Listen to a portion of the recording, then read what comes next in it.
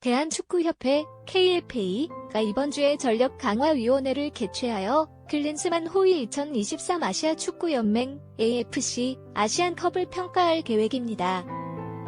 대한축구협회는 이 자리에서 아시안컵에 대한 집중 논의를 거친 후 이르겐 클린스만 독일 감독의 재계약 여부에 대한 결정을 내릴 것으로 보입니다.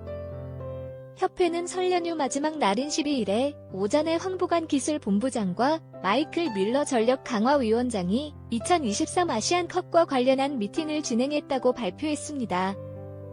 또한 이번 주 내로 전력강화위원회 소속 위원들의 일정을 조정하여 아시안컵 평가에 대한 회의를 개최할 예정이라고 덧붙였습니다. 이번 회의를 통해 대표팀의 경기력을 중점적으로 평가할 것으로 보입니다. 또한 클린스만 감독의 재계약 여부에 대한 논의도 이뤄질 것으로 예상되지만 클린스만 감독이 회의에 참석할지 여부는 아직 미정입니다.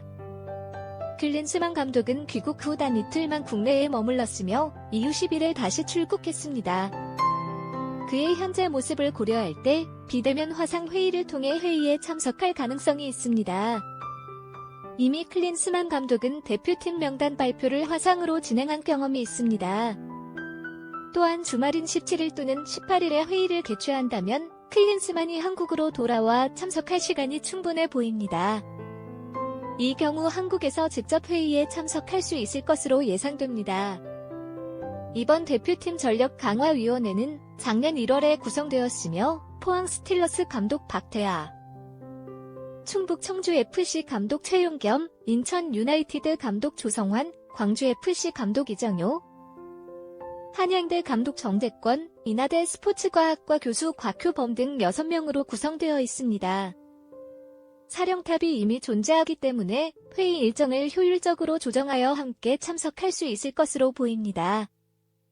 지난 아시안컵에서 대한민국은 4강에서 탈락했는데 이에 따라 클린스만 감독에 대한 비판이 증폭되고 있습니다. 한국 축구는 아시안컵에서 우승을 노렸으나 4강에서 무릎을 꿇었습니다. 유효 슈팅을 단 한 개도 하지 못한 패배는 충격적이었고 클린스만 감독에 대한 비난이 더욱 고조되고 있습니다. 클린스만 감독은 이번 대회의 결과가 실패라고 생각하지는 않는다. 어려운 상황이었지만 긍정적인 부분들도 있었다고 말하며 잦은 사퇴할 생각이 없음을 밝혔습니다. 그러나 여전히 그의 자녀 연봉과 위약금 등에 대한 논의가 이어지고 있습니다. 클린스만 감독의 경질에 대한 국민적인 비판이 고조되고 있습니다.